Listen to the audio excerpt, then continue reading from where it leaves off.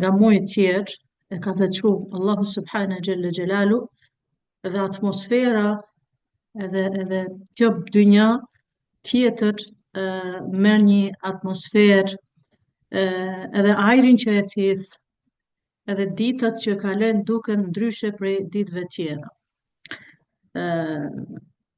Allahu Subhana Gjelle Gjelalu thot në Kur'anin Kerim, ba'da a'udhu billahi minash shaitanir rajim, يا أيها الذين آمنوا كتب عليكم الصيام كما كتب على الذين من قبلكم لعلكم تتقون.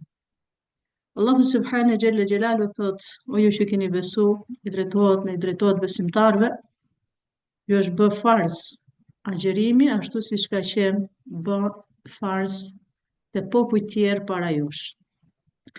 Dhe jep Allahu Subhane Gjelle Gjelalu qëllimin e Ramazanit në fund të ajetit kuranor që thot la'allakum tattaqun, ndoshta ju do të bëheni të devotshëm, ndoshta do të bëheni të mirë. Dhe kjo është qëllimi i Ramazanit, do të thënë që njeriu dhe nga ana shpirtërore, dhe nga ana morale të bëhet edhe dhe më i mirë se çka qenë, dhe t'i lejë veset e këqija. Profeti alayhi salatu wassalam në një hadith, në një thënie të sakt, profeti alayhi salatu wassalam thot idha kanat awwal layl, çka ndodh natën e parë të Ramazanit. Thot profeti alayhi salatu wassalam, kur është nata e parë e Ramazanit, lidhen shejtanët, mbyllen dyrët e xhehenemit dhe hapen dyrët e xhennetit. Dhe thot profeti alayhi salatu wassalam, fanada wa nada munadin. Nada munadin do thot dhe thirrën një thirrës. Dietarët thot thirrës është një prej melaqeve që thërret. Dhe thot profeti alayhi salatu wassalam, çka thot ky melaqe? Thot ja baghi al-khair aqbil, o ti që do të bësh punë të hajrit, e ke njet me bë punë të mira, punë të hajrit, aqbil, shpejto. Dhe thot gjatë thirrjes ja baghi ash-sharr aqsir, dhe ti që e ke njet të bësh punë jo të mira, duhet t'i thush vetes stop, duhet ndalesh. Çka duhet bëjmë faktikisht përpara një nate tash që na pret, e hym Ramazan, çka duhet bëjmë? Normal që secila prej nesh i ka vu ato qëllimet e veta dhe secila prej nesh i ka ndoshta ato planet e veta për sa i përket në Ramazan. Nuk ka diskutim që në listën tënde është edhe leximi i Kuranit, sepse veçoria e Ramazanit është që ka zbrit Kur'anin muajin Ramazan dhe shumë prej njerëzve, shumë prej muslimanëve mundohen sa më shumë të lexojnë sa më shumë Kur'an në muajin Ramazanit. Po kjo nuk do të thotë që vetëm muajin e Ramazanit lexojmë Kur'an edhe jashtë Ramazanit nuk kemi punë më me Kur'anin. Prandaj thon dietarët kur vjen muaji Ramazanit, shumë njerëz e pastrojnë pluhurin që e ka zënë mbi Kur'an dhe fillojnë të lexojnë Kur'an. Gjithashtu në listën tënde nuk ka diskutim që janë namazet farz, në listën tënde janë edhe namazet e taravis, listën tënde nuk ka diskutim që janë dhënia e sadakave, e zeqateve që nxjerrin muslimanët pikërisht muajin, shumica e muslimanëve tregon të kujdesshëm që ta nxjerrin zeqatin në muajin e Ramazanit, për faktin sepse edhe shpërblimet janë edhe më të shumta muajin e Ramazanit. Duke ju referu këtij hadithit profetit alayhi salatu wassalam. Diçka tjetër do të bëjmë edhe diçka tjetër dhe në listën tonë do të jetë edhe diçka tjetër. Që ne sa më shumë të mundohemi të bëjmë punë të hajrit, punë të mira, sa më shumë të pendohemi te Allahu Subhane Gjelle Gjelalu, sa më shumë istighfar, sa më shumë tobe, sa më shumë dhikr, duke bërë sa më shumë duke përmend Allahun subhanahu xhalla xhelalu sa më shumë, duke kërkuar Allahut subhanahu xhalla xhelalu pendim të sinqertë, i madhi Zot, jemi të sinqertë në pendimin tonë dhe gjithmonë duhet ta kemi parasysh edhe diçka që të kemi mendimin pozitiv karshi Allahut subhanahu xhalla xhelalu dhe gjithmonë ta kemi në mend atë ajetin kuranor që Allahu subhanahu xhalla xhelalu thot: Ja ayyuhalladhina amanu la taqnatu min rahmatillah, o ju që keni besu mos u demoralizoni prej mëshirës së Allahut subhanahu xhalla xhelalu, se Zoti është i mëshirshëm, i falën gjitha gjunahet. Pra krahas asaj që të jemi të sinqert në tobën tonë, të jemi të sinqert në kërkim falje të Allahut subhanahu xhalla xhelalu, duhet të jemi të sinqert edhe diçka tjetër. Unë do të ceki diçka tjetër që besoj që shumë hoxhallar arkeolog e përmendin se çka duhet të bëjmë në para se na Ramazani dhe çka duhet të bëjmë në Ramazan, sa më shumë lexim Kurani, sa më shumë dhikr, sa më shumë namaz, sa më shumë njeriu ka nevojë dhe të qëndrojë me vetin e vet muajin e Ramazanit. Ta shikosh vetin tënd, ku ke gabu, ka nevojë njeriu her pas here të qëndrojë në atë vetmin, po lidh me Allahun subhanahu xhalla xhelal. Unë do të flas diçka sonde që përpara se të hyjmë Ramazan, këto orë që na kanë bet, do ta kujtoj dhe përmendim me këtë hadithin e profetit alayhis salam që thërret me laqe dhe thot: Ja baghi ash-sharr aqsir. O ti që e ke nërmend të bësh gjuna, stopoje vetin tënd, ndalu. Sepse njeriu, muslimani, nuk guxon dhe nuk duhet të guxoj faktikisht që në muajin Ramazan të hyj me disa veti, me disa punë që ndoshta bëhen sebeb që gjithë ato ibadetet që dikush i bën nuk i pranon Allahu subhanahu xhalla xhelal. Ulemat tonë, dietarët tonë thonë, përpara se të hyjë Ramazani, shiko dhe pak vetvetin tënd, shiko vetvetin tënd, si ke punët, marrëdhëniet me njerëzit, si ke marrëdhëniet me njerëzit. Shiko vetvetin tënd, kujt i ke hyrë hak dhe jepja hakun, ktheja hakun. Nëse je biznesmen dhe nuk ja ke dhënë rrogën punëtorëve, nuk ja ke dhënë djersën punëtorëve, mos guxo të hysh në Ramazan me djersën e tjetër kujt. Me djersën e tjetër kujt. Sepse profeti alayhi salatu wassalam na ka këshilluar dhe profeti alayhi salatu wassalam ka thënë: jepja hakun punëtorit sa nuk është tha djersa ballit. Po ne dim që ka njerëz që me mua ndoshta s'kan marrë djersën e vet, hakun e vet. Djersën e vet, hakun e vet nuk e kanë marrë. Mos hyj Ramazan dikush që i ka prej lidhjet me farefisin e vet, i ka prej lidhjet me nënën e vet, i ka prej lidhjet me familjen e vet, i ka prej lidhjet me vllajën e vet, i ka prej lidhjet me motrën e vet, i ka prej lidhjet e gjakut. Mos guxoni të hyni në Ramazan me këto cilësi. Mos guxoni të hyni në Ramazan me këto cilësi, me këto punë, me këto vepra. Sepse e kemi përmend profeti alayhi salatu wassalam thot: kush i ka prej lidhjet me gjakun e tij, i ka prej lidhjet me Allahun subhanahu xhalla xhelal. I ka prej lidhjet me Allahun subhanahu xhalla xhelal. Apo kjo është tmerr. Është tmerr. Që çka po shikojmë edhe çka po ndigjojmë. Nënat flej në shkallët e një pallati dhe e bijat flej në katin më lart dhe kalon hyn edhe del në atë pallat dhe shikon nanën duke flet për jashtë. Ku është njerëzillëku? Ku është njerëzillëku?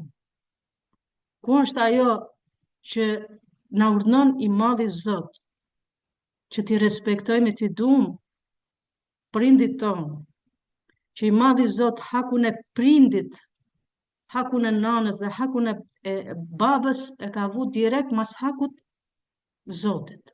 Wa qada rabbuka alla ta'budu illa iyyah wa bil walidayni ihsana. Zoti ka thënë Kur'an, Zoti e ka bërë ligj në tokë. Ligji i Zotit është në tokë ky, që ta njohim, ta adhurojmë, ta madhrojmë, ta duam të madhin Zot, të ecim sipas rregullave të Allahut subhanahu xhalla xhelalu, masi e ke njoft madhin Zot. Sepse një njeri i cili vepron që prindin e vet e ka lanë në shkallët e një pallati, në këtë acar të ftoft, me det për shpirtin e vet, me det për shpirtin e vet. Sepse një njeri i cili nuk njeh Zot, ai e bën këtë veprim. Një njeri i cili njeh Allahu subhanahu xhalla xhelalu, e ka frikë Allahun azza wa xal, nuk e hudhën prindin e vet. Dhe i madhi Zot e ka vu obligime, ka vu farz në tokë, që mas obligimeve të Allahut që kemi obligim ndaj nanës edhe ndaj babës. Wa bil walidayni ihsana, dhe thot i madhi Zot dhe me prindit të jesh i mirë. Prandaj profeti alayhi salatu vesselam ja ka mësu umetit vet, ja ka mësu popullit vet, dhe inshallah jemi prej umetit Muhammed sallallahu alaihi wasallam, jemi prej umetit profetit alayhi salatu vesselam, i cili thot në një hadith të saktë që i vjen Gjibrili alayhi salam në xhami. Dhe profeti alayhi salatu vesselam kur e ka ngjit shkallën e parë ka thënë amin. E ka ngjit shkallën e dytë ka thënë amin. E ka ngjit shkallën e tretë ka thënë amin. Dhe shokët e vet të cilët kanë qenë ul në xhami kanë thënë ja Rasulullah, o i dërguari i Zotit, pse bëni amin 3 herë?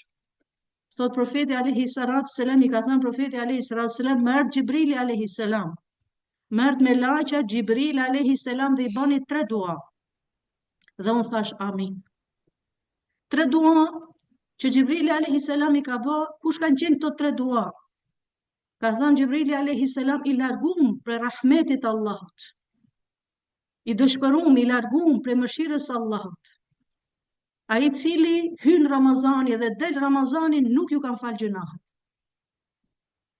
Hyn Ramazani dhe del Ramazani dhe atij personi nuk ju kanë fal gjunahet. Zoti i fal gjunahet kur ne kërkojmë falje sinqerisht Allahu subhanahu xhella xhelalu, dhe dyret e tobës, dyret e pendimit të Zotit janë hapur.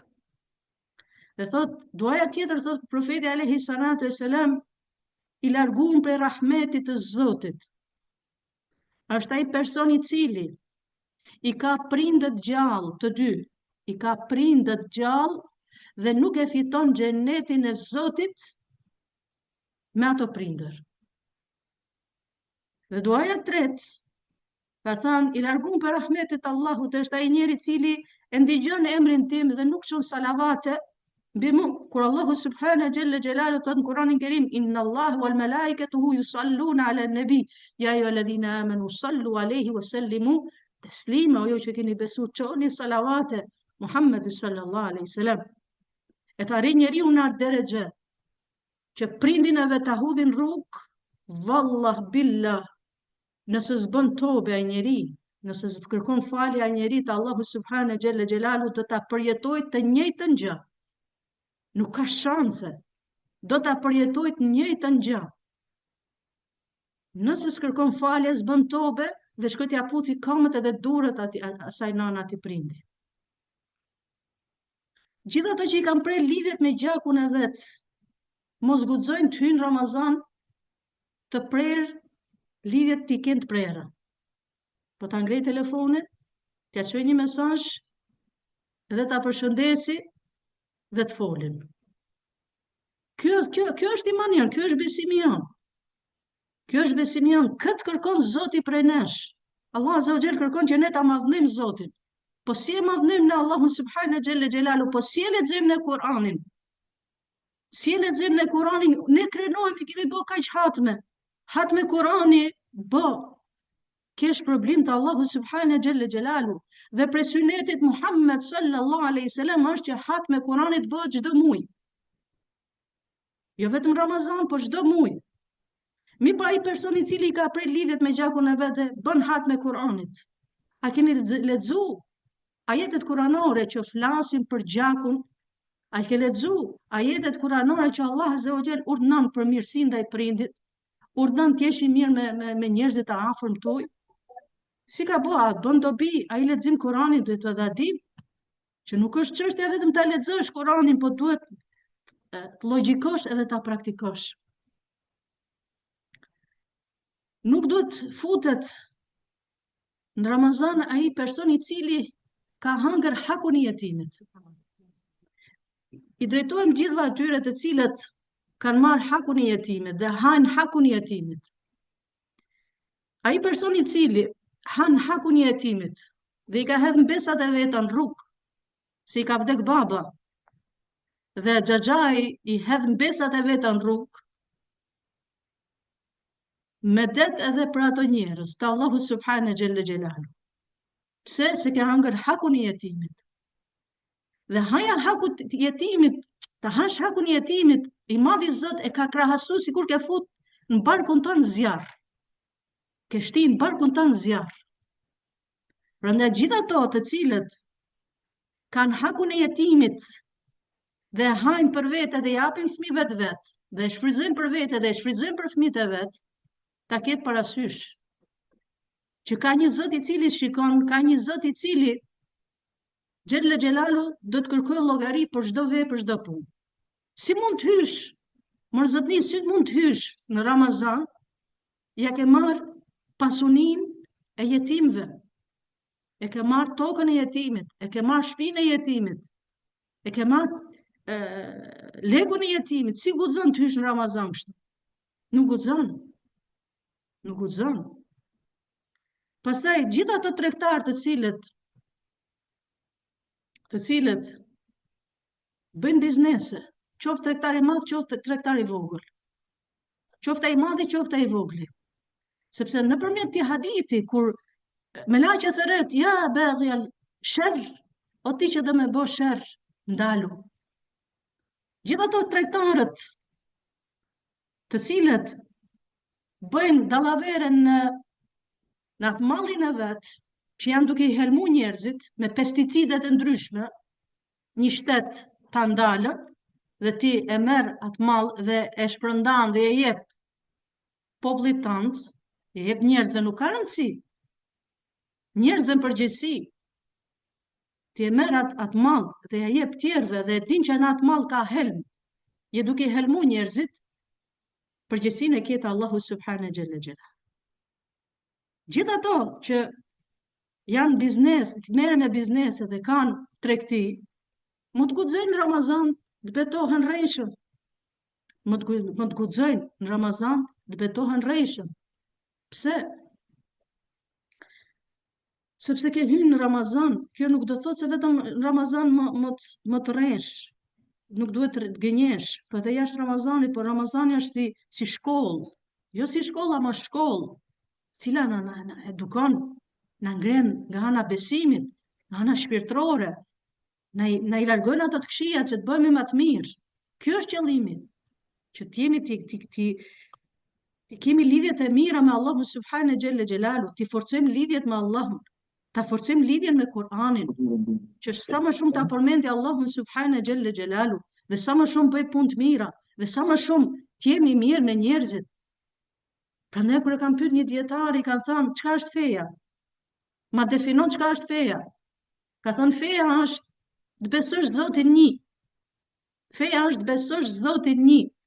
Dhe të bësh ato çka të ka urdhëruar Zoti, dhe feja është të kesh moralin e mirë, të jesh njeri me moral, të jesh njeri me dinjitet, të jesh njeri i fjalës, të jesh njeri i besës.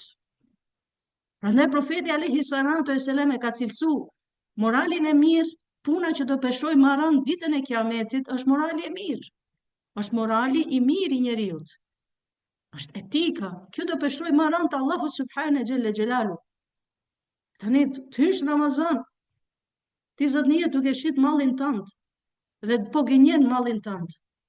Gjithë ato që prodhojnë prodhime, perime, fruta perime dhe e mushin mallin e vet me pesticide, po helmoni njerëzit, po bëni trazi, kjo trazi në tokë.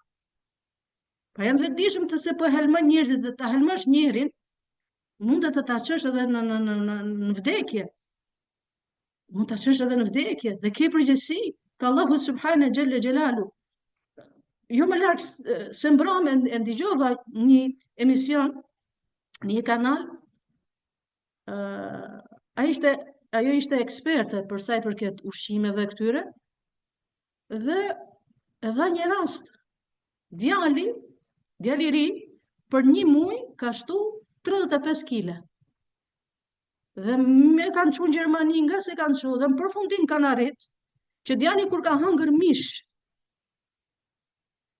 ka hëngër nga pjesa e qafës, aty ku i kanë shti hormone atij hajvani, që të rritet edhe të bëhet sa më shumë, bëhet sa më i madh, peshoj sa më shumë, që të fitojmë sa më shumë, dhe i dëmton njerëzit, i helmon njerëzit, i smun njerëzit, i vdesen njerëzit.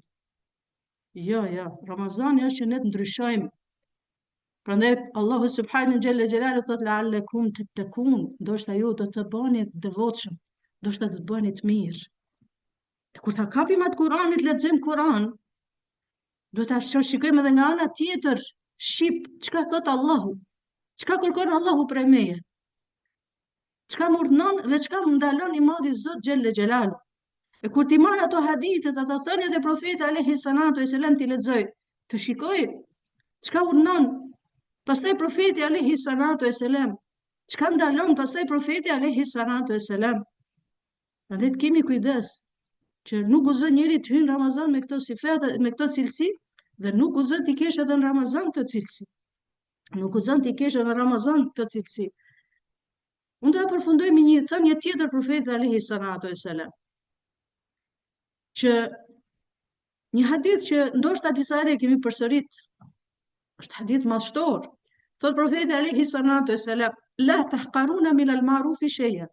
Mos e nënvlerësoni asnjë punë. Ma'ruf, punë e mirë. Kështu që në Ramazan mos e nënvlerësoni asnjë punë. Nëse është e mirë, mos e nënvlerëso. Se nuk i dihet aja puna vogël që ty duket e vogël dhe Zoti e ka përmend këtë punën e vogël që është e vogël, që nuk shifet me sy, ama është punë e mirë. Pa dhe të keqen e ka përmend Allah azza wa jalla nëse është e vogël. Thot Rabbul Alamin, faman ya'mal mithqala khairan yara. Dhe kush bën një punë të hajrit sa grimca, mithqala dharratin khairan yara, dhe kush bën një punë të hajrit sa grimca që nuk shihet me sy, është e punë e mirë. Thot i madhi Zot, ri rahat, ri qetë. Pse? Se kemi u shpërbly për ata. Kemi u shpërbly.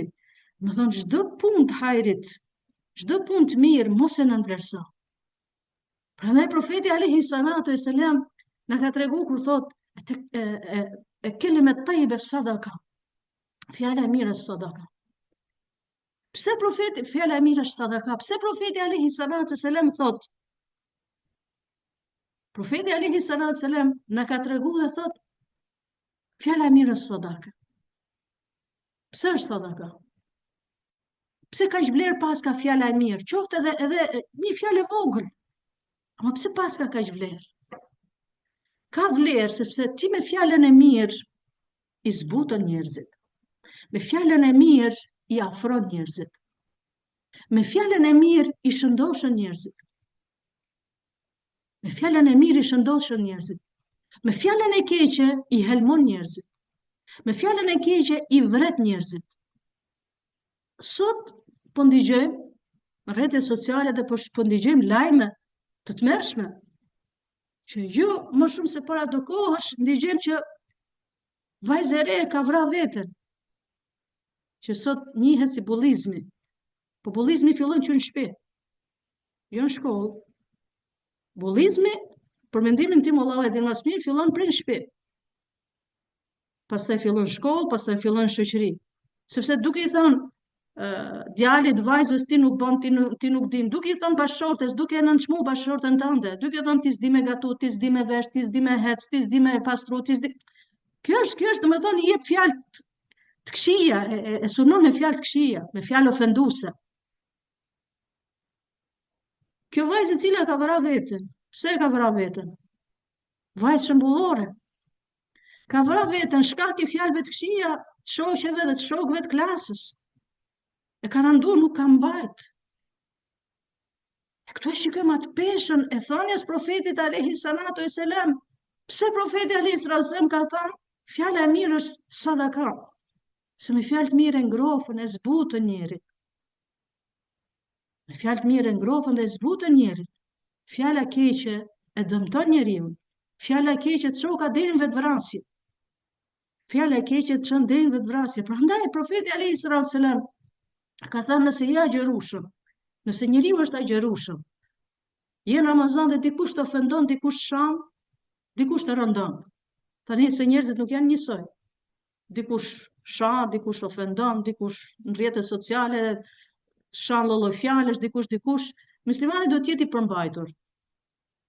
Këtu profeti alayhi salatu wasalam na tregon që duhet të jesh i përmbajtur ndaj sulmeve dhe ndaj fjalëve ofenduese. Ndaj sulmeve dhe fjalëve ofenduese, lej. Jo kemi thënë se cili ka tefterin e vet, le ta mushi si doj vet. Unë kam tefterin tim, dosjen time, ato që shanë kanë dosjen e vet. Nëse bën keq, e keqja nuk shkruhet në tefterin tim. Nëse bën keq, shkruhet në tefterin tënd, shkruhet në dosjen tënde. E profeti alayhi sallam na ka mësuar që njeriu duhet ta përmbajë vetin e vet. Në Ramazan duhet ta përmbash, kur je me agjerim, përmbaje vetin tënd. Çka do të thotë? Nëse dikush të ofendon, nëse dikush të shan, nëse dikush të rëndon, nëse dikush të nënçmon, thot profeti alayhi salatu wasalam mos ja kthe. Po thuj 3 herë. 3 herë do t'i thush, unë jam t'ja përmendesh, t'ja rikujtosh që unë jam agjerueshëm, unë jam agjerueshëm, unë jam agjerueshëm. Mjafton. Që ta rush vetin tënd, ti rush edhe ibadetet e tuja, ta rush edhe agjerimin tënd. Ta rush edhe agjerimin tënd. Prandaj profeti alayhi salatu wasalam kur thot mos e nënvlerësoni asnjë punë, mos duhet me nënvlerësu nëse puna është e mirë, është e hajrit, mos e nënvlerëson. Për motrat e mia të cilat ndoshta dëshpërohen pak në Ramazan, dëshpërohen thonjza, që çështja e kanë problem gjithmonë pyetjet që bëhen, problemi më i madh është te kuzhina, po harxojm kohë te kuzhina. Unë nuk po them që ta lejmë kuzhinën, jo. Nuk jam me mendimin që mbyllini kuzhinat edhe mos gatojmë, jo. Jam kundër asaj që trim me orë të gjata, me orë të tëra në kuzhinë, po. Ama se netëm ne pak në kuzhinë. Se netëm pak në kuzhinë. Një orë pak sa shkon me gatu. Po dhe aty ka sevap. Dhe aty kesh problem. Po shikoni, si ta fitosh problemin. Si do ta fitosh problemin? E para duhet kujtosh që çdo mundi yt, çdo kontributi yt në familjen tënde, qoftë edhe në pastrimin e shtëpisë, qoftë edhe në gatim, qoftë në mirëmbajtjen e shtëpisë, mundi yt nuk shkon kot nëse ti e bën njëtin qëllimin për hir të madhit Zot. Nuk shkon kot. Se Zoti çdo punë të mirë që ti e bën nuk ta humbon mundin tënd. Prandaj kur gatush, shfrytëzoje atë kohë, është koha më e bukur dhe koha më e mirë. Pse? Sepse e para gjë ti gatun për familjen tënde. Gatun për familjen tënde. Je duke ushqyer familjen tënde. Dhe shpërblimi është i madh te Allahu subhanahu xhelle xhelalu, je duke gatu për agjeruesit. Dhe vetë pa agjeron dhe gatun për agjeruesit, ti merr dhe shpërblimet dhe sevapet e atyre. Njëtën ke kohë që përmendesh dhe Allahun subhanahu xhelle xhelalu, të bësh dhikr. Të bësh dhikr, ta përmendesh Allahun azza wa xhel. Thush subhanallah, alhamdulillah, la ilaha illallah, Allahu akbar.